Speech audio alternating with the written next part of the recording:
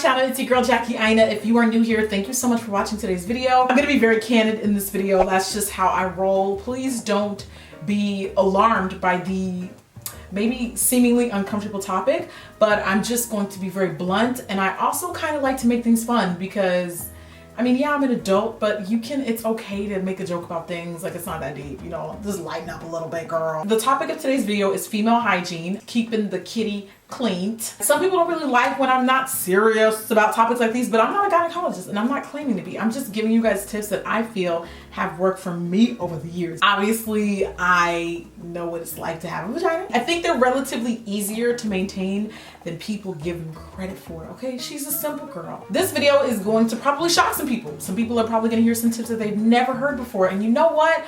I don't judge people. I got tons upon tons of requests to talk about this topic. I think one, because people are just curious to hear like what other women do. I kind of am. Like, I ask them, like, we have to learn these things from somewhere. Some people don't have a motherly influence at home that can teach them these types of things. My mom growing up was very candid and very blunt, and I was never new or shy about talking about topics like these because that's just not how we were in my family. I knew everything. I knew what to put in there, what not to put in there.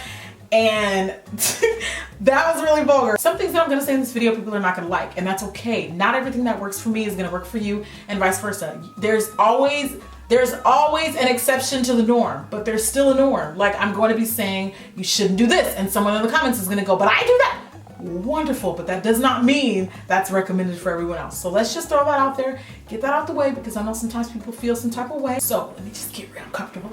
Me and Kitty. Okay, one thing I think we should also talk about is every woman has a smell. It may not necessarily be a bad smell, but it is normal to have somewhat of a scent, just like your body odor has a scent.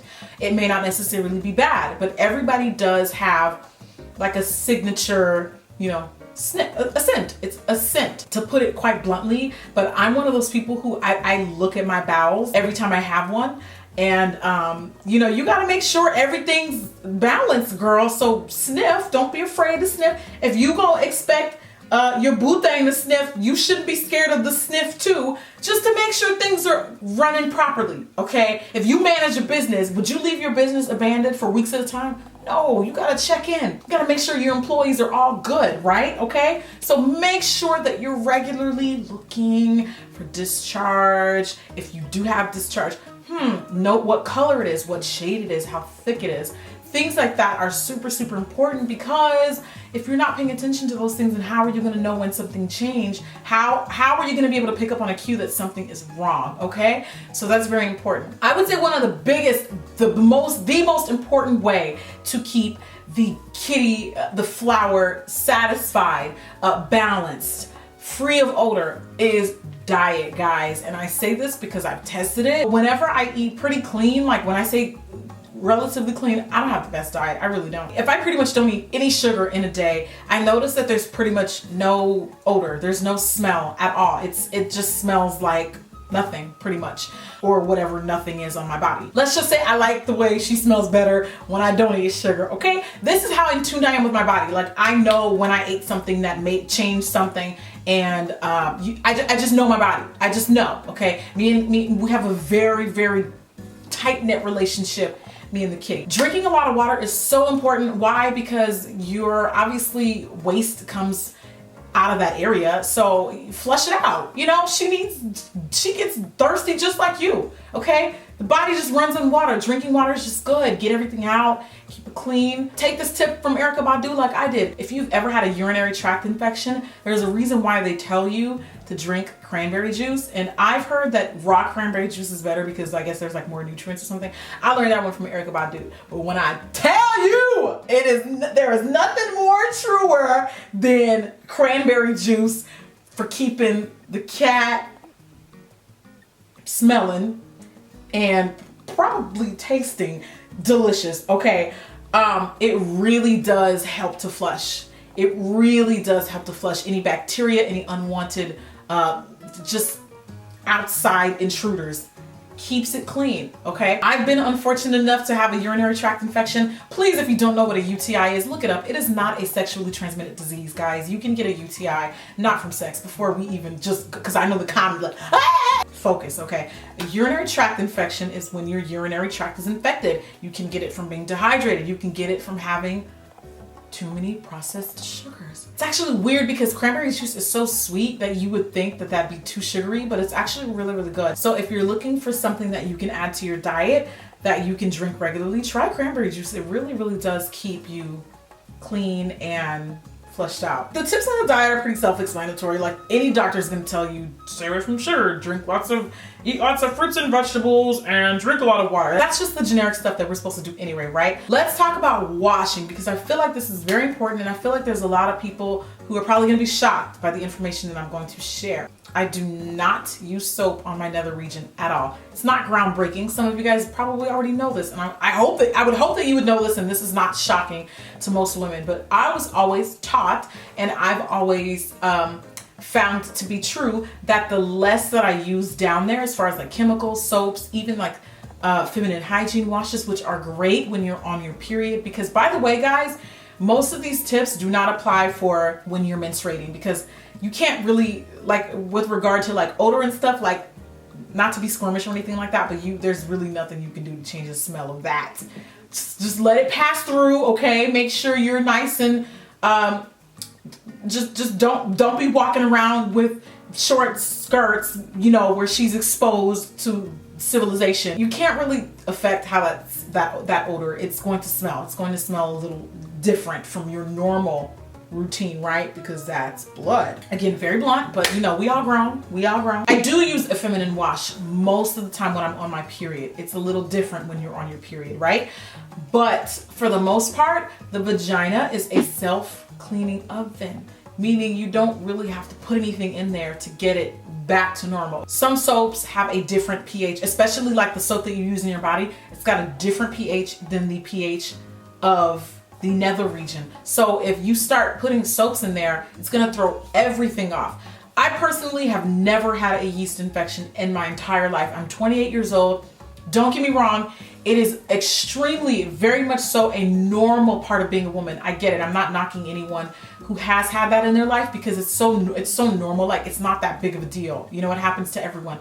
I personally never had one, but I have a really close friend who was using feminine wash so frequently, it started to give her yeast infections. And that's not the first time I've heard that before. I've heard from women, different close friends of mine, not just on the internet, guys, that using feminine washes too frequently throws off the pH and they caused yeast infections. I do own them and I use them. The one that I like is from Summer's Eve, and I do make sure she's unscented, because you don't need no scent down there except the God-given scent that he was blessed with. This is the Delicate, and it's for sensitive skin. It claims to be pH balanced, but I just would not feel comfortable using it every day.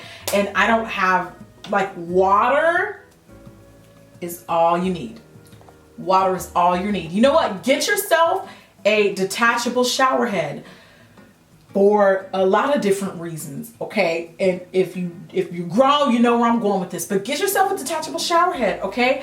And literally, I get in the shower, I actually clean her first before I do anything else. First thing I do when I get in the shower is I clean my nether region, and I'll just take my shower head for about 3 to 5 minutes. Maybe longer, depending on what kind of day I'm having. You know, you just let it clean. Let it clean. I've got a shower head that has multiple different settings. Water is just fine. At the end of the day, I like check to see if my scent is off or if it smells different. Is that like weird? Like I can't be the only woman who does that, but I check for the smell frequently. Not for pleasure, but like just because it's to me, it's as routine as doing a breast exam. It's just a part of being a woman, and it's just something that I like doing regularly. Again, as I mentioned earlier, because you know, I gotta make sure my employees are all showing up to work on time. Everybody's doing what it's supposed to do, right? Do not douche, okay? Now, my grandma taught me that. My grandma is old school, so if your grandma's telling you something, then that means her folks knew what was good back in the day, so you shouldn't either. Some people are going to find that controversial. Somebody's like, nothing's ever happened to me when I've douched. Okay, fine. There's always an exception to the norm, but douching actually throws out the pH of the vagina. It's basically like a deep cleanser. Like it just flushes everything out. It's not only taking out the bad bacteria, it's also taking out the good bacteria. When you take out the good bacteria, it leaves more room for yeast to breed all up in your garden. You don't want, yeast is not invited to this party. Yeast does not pay rent. Yeast is not a VIP guest here, okay? Yeast is just not on the guest list, so just don't do it. Some people like doing it after their period is ended just to kind of start things fresh. I've never needed to douche because I just feel like the body does that on its own. I just go back to my regular routine after my cycle has ended of using water. I do throw in the summer's eve a couple more times just to kind of like, okay, you need to really we need a little extra work down, a little extra bubbles. But other than that, like usually water just works fine. I just feel like the body is going to do what it's supposed to do. Like, what do you think all these people back in the day, you know, like Adam and Eve, like what do you think they did before they had summer's eve? You know, like obviously the body's going to do what it's going to do regardless. If you're just not comfortable sleeping commando, try to get more comfortable sleeping without underwear. It's really important to let the vagina breathe at night, let it air out. Wearing cotton underwear is usually more recommended because cotton breathes, whereas like silk does not allow it to breathe down there, or at least underwear with like a cotton lining. I don't think you necessarily have to be completely shaved to keep the odor down. Some people say you do, some people say you don't. I do think you have to work a little bit harder. Yeah, like I don't really feel like there's any correlation between having body hair and having an odor, not necessarily, but I do think that you definitely have to work a little bit harder because, you know, you start sweating and things, it just gets really annoying. And overall, I'm not anti have body hair, you know, like I'm like, do what works for you. If you don't want to shave, don't freaking shave. Don't freaking wax. You guys know I'm going through laser hair removal. I personally just feel like it makes maintaining it easier. Just a little bit easier. Oh my God, oh my God, oh my God, oh my God. Most important tip. Please, please, please urinate after doing the nasty. Please pee after sex. Please pee after you have sex. Please. Men, you guys are just nasty, okay? You guys are just nasty. You just shoot your arrows inside of us and what if I'm not planning on having kids, okay? Whatever, if it's not your children, I'm getting rid of it. My body's going to get rid of it, okay? Taking the trash out. All that insertion in and out, that's a disruption in the workforce and you need to get it back out, okay? So immediately after sex, go to the bathroom, rid yourself. Chances are you probably have to go pee anyway, so just do it. Hopefully you guys found this helpful. If anybody, this is not coming from a place of ridiculing or being negative or anything like that. I just really, genuinely really feel like there's a lot of people who watch me and don't get the type of advice from home that they should. I'm not really uncomfortable talking about the topic because I know what works for me and it's definitely a normal part of life. It's definitely a natural part of life. I know what I know because it's been proven to be true, effective, and this is just what works for me. Always back it up by, you know, don't be afraid to ask your gynecologist or don't be so squirmish that you can't ask mom. If mom's being a weirdo, then hey, that's what we're here for. So if you have questions, leave them down below. And